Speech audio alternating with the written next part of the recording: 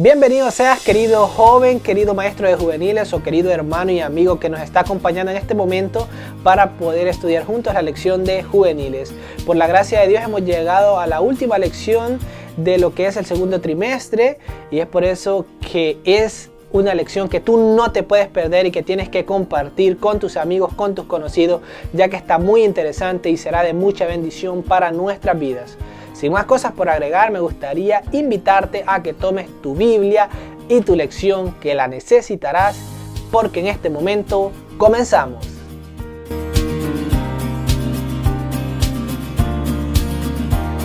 El título de la lección para esta semana es Luces en las tinieblas. Y no solamente estudiaremos eso, sino también sacaremos a relucir 3 puntos importantes que no debes olvidar. Número 1, el evangelismo. Número 2, la unidad. Y número 3, la ciudadanía. Y no es cualquier ciudadanía, así que no te muevas porque muy pronto descubriremos y profundizaremos este mensaje especial. El texto clave de la lección para esta semana lo encontramos localizado en el libro de Efesios capítulo 2 versículos del 19 al 22. Y dice: por eso ustedes ya no son extranjeros, ya no están fuera de su tierra, sino que ahora comparten con el pueblo santo los mismos derechos y son miembros de la familia de Dios. Ustedes son como un edificio levantado sobre los fundamentos que son los apóstoles y los profetas. Y Jesucristo mismo es la piedra principal. En Cristo todo el edificio va levantándose en todas y cada una de sus partes, hasta llegar a ser en el Señor un templo santo. En Él también ustedes se unen todos entre sí para llegar a ser un templo en el cual Dios vive por medio de su Espíritu. Interesante este hermoso texto que hemos leído en esta ocasión, y puede ser que en este momento no comprendamos a la perfección lo que nos quiere decir. Sin embargo, más adelante vamos a poder entender qué es lo que significa ese edificio que se representa, que por cierto es una metáfora que se utiliza para representarnos a nosotros y que más adelante lo veremos, y también aprenderemos un poco mejor que tú y yo ahora compartimos derechos especiales. Y tú, si todavía no has hecho ciertos requisitos o ciertos requerimientos para formar parte de ese grupo especial que tiene un llamado, que tiene también derechos importantes, en este momento descubrirás qué es lo que tienes que hacer para formar parte de ese grupo especial con la ayuda de Dios. Capítulo 58 y página 445 y 446 del libro Los Hechos de los Apóstoles nos muestra una hermosa cita que servirá de apoyo para el estudio de esta semana. Así que presta mucha atención. Dice: Cristo dio a la iglesia un encargo sagrado. Cada miembro debe ser un medio por el cual Dios pueda comunicar al mundo los tesoros de su gracia, las inescrutables riquezas de Cristo. No hay nada que el Salvador desee tanto como tener agentes que quieran representar al mundo su espíritu y su carácter. No hay nada que el mundo necesite tanto como la manifestación del amor del Salvador por medio de seres humanos. Todo el cielo está esperando a los hombres y a las mujeres por medio de los cuales pueda Dios revelar el poder del cristianismo. Interesante, y aquí quiero rescatar 2 puntitos. Número 1, tú y yo tenemos una misión especial y es mostrarle al mundo el amor de Cristo Jesús. Y número 2, nosotros tenemos que mostrar el amor de Cristo Jesús no simplemente predicando, no simplemente llevándolos a la iglesia, sino mostrando el carácter de Cristo Jesús a ellos.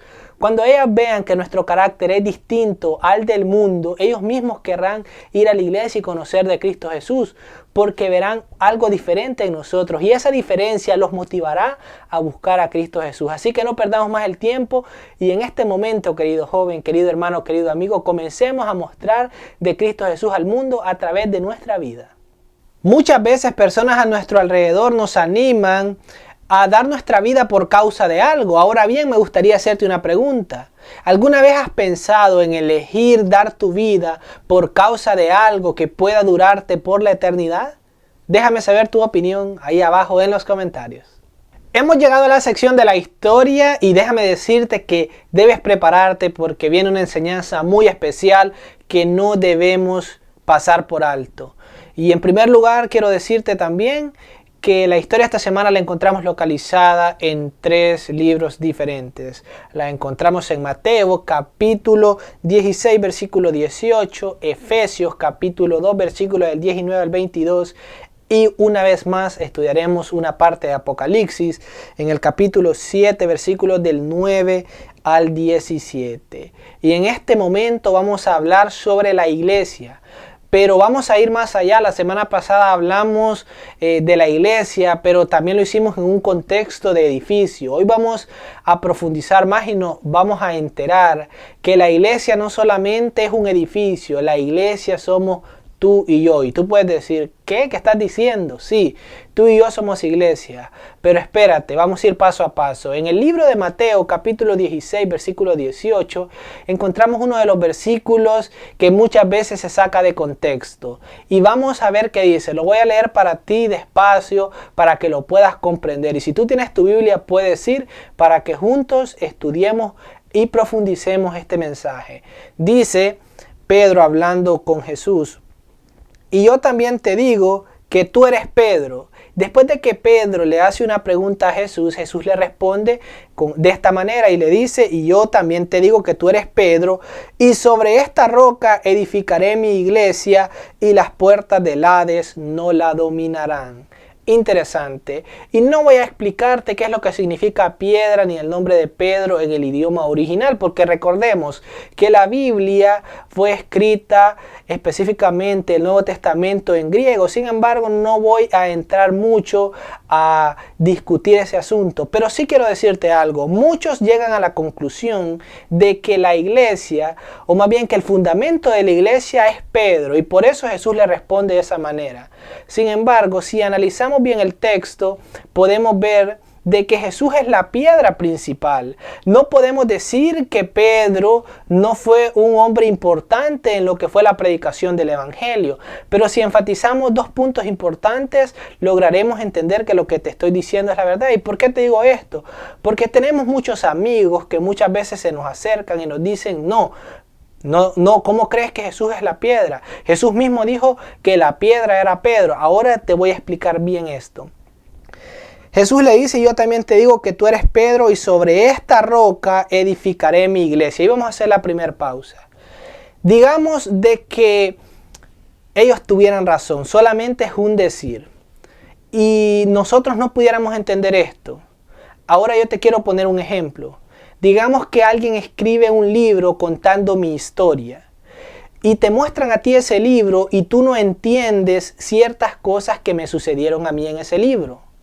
Entonces, como tú no has entendido eso, es obvio que vas a sacar conjeturas y vas a decir: oh, yo creo que a Jairo le pasó esto en esta parte de la historia porque él quizás no hizo esto. Ahora puede ser que tú tienes esa teoría, pero ¿qué sucedería si yo escribo un libro explicando exactamente qué fue lo que sucedió? Y ahí te das cuenta que lo que tú creías es diferente. ¿Quién crees que tiene la razón? Por supuesto, yo, porque yo fui el que estaba viviendo esos hechos. Ahora, para no inmiscuirnos más a esto y no hacernos más bolas, el único que puede explicarnos quién es la roca es el mismo Pedro, porque él había estado ahí. Y por supuesto, él nos lo explica en el libro de 1 Pedro, capítulo 2, versículos del 7 al 8. Y mira lo que dice este pasaje.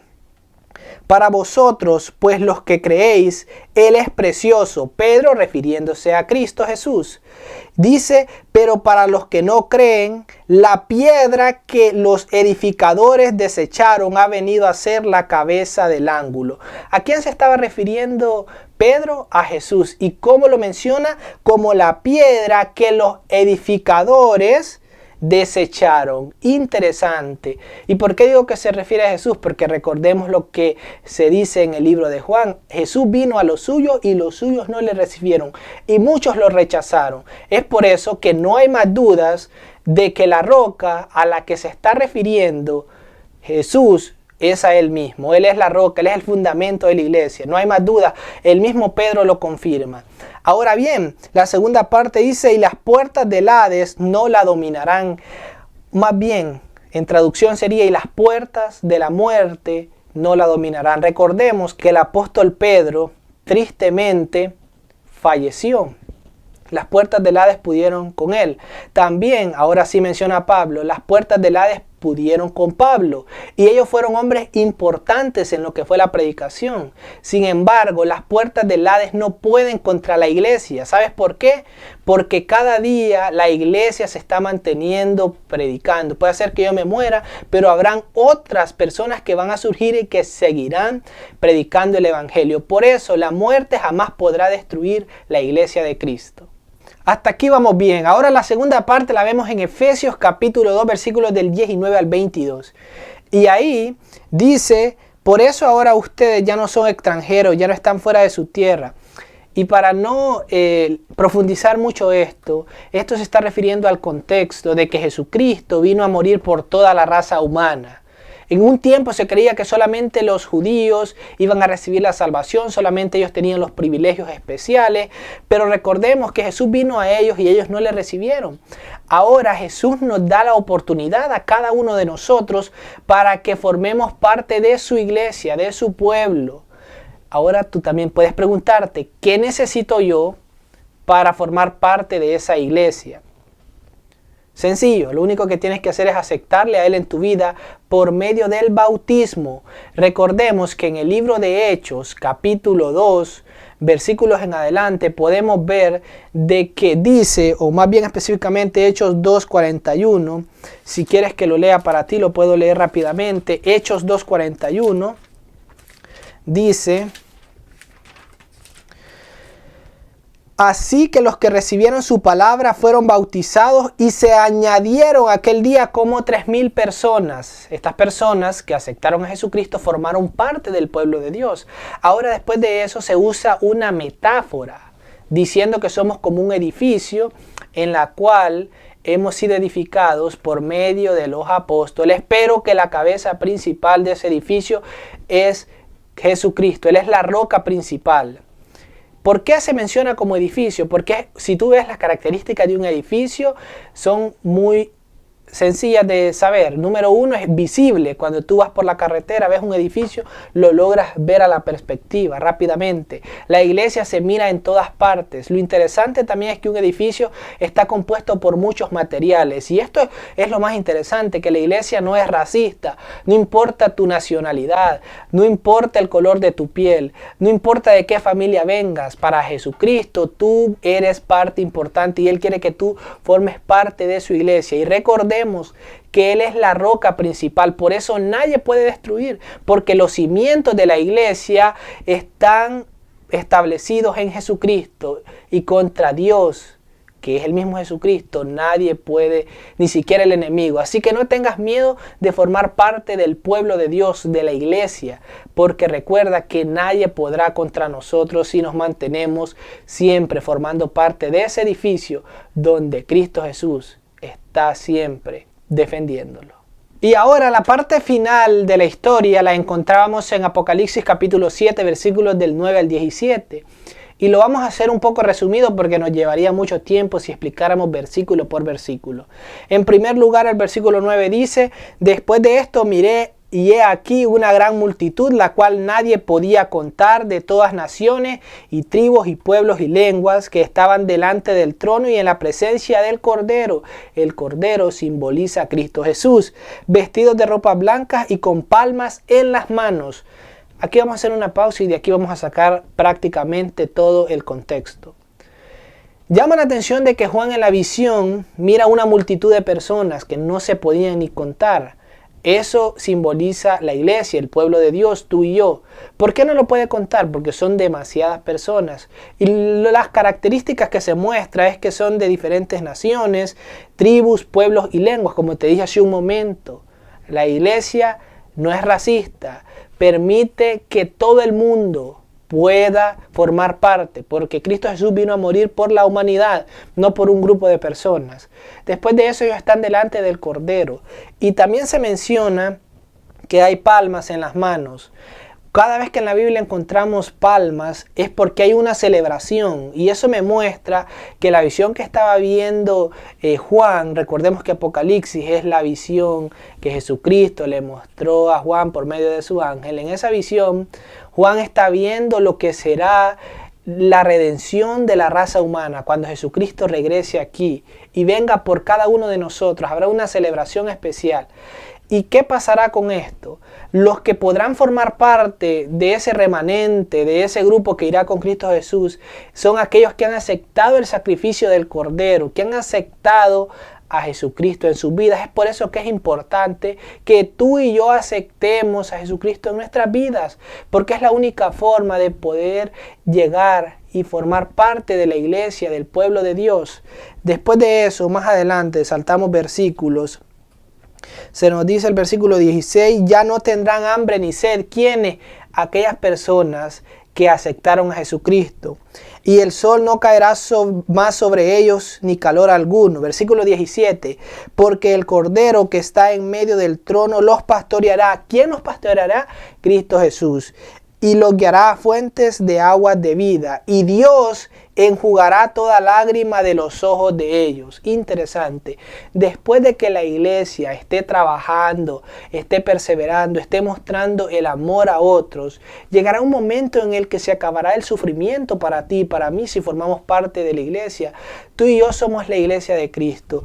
La importancia de la iglesia no es el edificio, sino es la comunidad de creyentes que hay. Tú y yo somos creyentes porque creemos en Cristo Jesús y pasamos a ser parte de su iglesia. Y hemos visto la metáfora del edificio, pero también en Corintios podemos ver la otra metáfora que simboliza las partes del cuerpo de Cristo, donde Cristo Jesús es la cabeza y nosotros somos las manos. Recuerda que el cuerpo tiene muchos miembros. Y al final de todo eso, después de tanto sufrimiento aquí en la tierra, después de que prediquemos, recordemos que hay la recompensa para cada uno de nosotros. ¿Porque Jairo lo dice? No, porque Juan lo vio en visión y esa visión se la presentó Jesucristo mismo, quien vino a morir por ti y por mí. Hemos llegado a la sección de los sabías y tengo un dato muy interesante que quiero compartir contigo. En las Sagradas Escrituras alguna vez quizás has escuchado la mención de templo. Pero quiero decirte algo, ese templo que menciona la Escritura no es como la iglesia en este momento hablando sobre el lugar de adoración, sino que ese templo servía para ofrecer sacrificios. El lugar de adoración donde iba a reunirse a estudiar la palabra de Dios, se le conocía como sinagoga. Interesante, ¿no te parece? En la sección de preguntas para la lección de esta semana no nos inmiscuiremos porque resulta que las preguntas tienen referencia con los versículos que ya estudiamos. Así que directamente te voy a decir un versículo que servirá de apoyo a lo que fue la historia de esta semana. Y lo podemos encontrar en el libro de Primera Crónicas, capítulo 16, versículo 8. Y dice de la siguiente manera: alabad a Jehová, invocad su nombre, dad a conocer en los pueblos sus obras. Interesante, es lo que nosotros tenemos que hacer. Invocar a Jehová, invocarle a Él y también mostrarle al mundo, contarle al mundo las grandes maravillas que Jehová puede hacer en cada una de sus vidas. Agustín, un líder de la iglesia, dijo la siguiente frase que me gustaría compartir contigo. Él dijo: descubre cuánto te ha dado Dios y toma de ahí todo lo que necesites. Lo que sobre seguramente lo necesitan los demás. Medita en esta frase en esta hora. Muy edificante el estudio de esta semana, ¿no te parece? Ahora bien, los 3 puntos a recalcar. Número 1, el evangelismo. Tú y yo somos llamados a predicar el evangelio a todo el mundo. Recordemos que Romanos 1:16 nos dice que el mensaje del evangelio no es cualquier cosa, sino que es poder de Dios para salvación. Y así como tú y yo queremos ser salvos, tenemos que amar a nuestro prójimo y también tenemos que mostrarle que hay vida, que hay salvación en Cristo Jesús. Así que recuerda siempre eso y comparte del amor de Cristo Jesús al mundo. Ahora bien, el punto número 2, la unidad. Recordemos que la iglesia de Cristo, que el pueblo de Dios tiene que estar unido en un mismo sentir, en un mismo pensar. Y tú y yo componemos esa iglesia.